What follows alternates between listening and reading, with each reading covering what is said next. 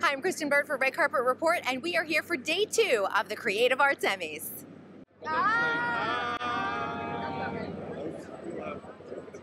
No, that was me, not you.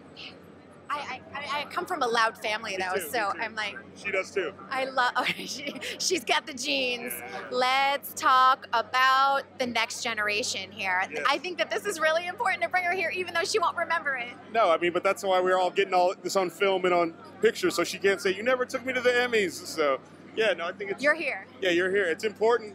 I mean, this is a privilege to be nominated for an Emmy. It's a privilege to win an Emmy. All that stuff is great.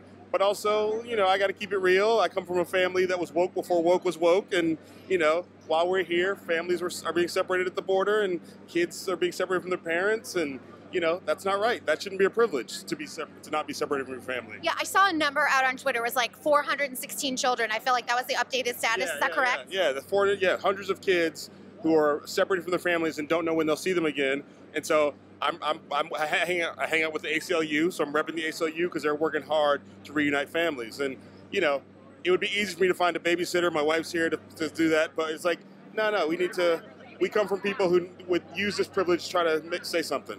Okay, for someone who's watching this, or the average person at home, how do we make a difference? Because I think we look at the big picture, the macro level of it, and we get overwhelmed. What can I do on a micro level to help out? Well, first of all, we all have to educate ourselves. No matter how educated you think you are, we all have to educate ourselves to learn about these issues. And that means reading more than just one news source about these issues. You got to go look for other news sources outside of the news source you currently read to learn about these issues. And then go deep dive, reach out to activists, look for activists. There are so many organizations that if you give them $5 to help, to bring kids together, you can donate to the ACLU, you can donate to the Kino Initiative, who helps people once they get deported. You can donate. I sent money to the Boys and Girls Club of Puerto Rico because those kids are still. Oh, that's a good one. Yeah, exactly. So not even political organizations, just organizations who are like, we're trying to help people. So for me, it's about get up off some of your privilege. If you give them $1, they will appreciate that dollar. So, and then it's also about having these conversations with your friends and family. Don't be afraid to talk to people at work about it. Don't be afraid to talk to that one uncle at Thanksgiving. Talk to that uncle.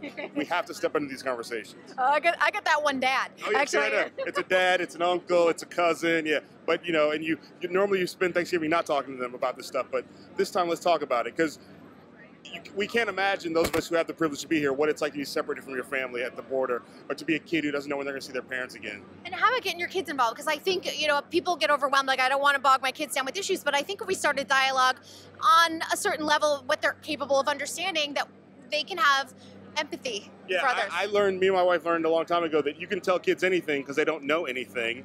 And when they feel like they're confused, they'll tell you, I don't understand. And that's when you go, okay, let's stop there. You know what I mean? So I think people often think kids can't handle things because they're kids. No, kids are ready to take on the world. Kids will believe whatever you tell them. They believe in Santa Claus. Santa Claus is real. But we have to also go, well, while we talk about Santa Claus, let's talk about the kids who might not get to see Santa Claus. Let's talk about the kids who aren't with their families. I think our kids, we have 2 older daughters. We only make girls. That's how we roll.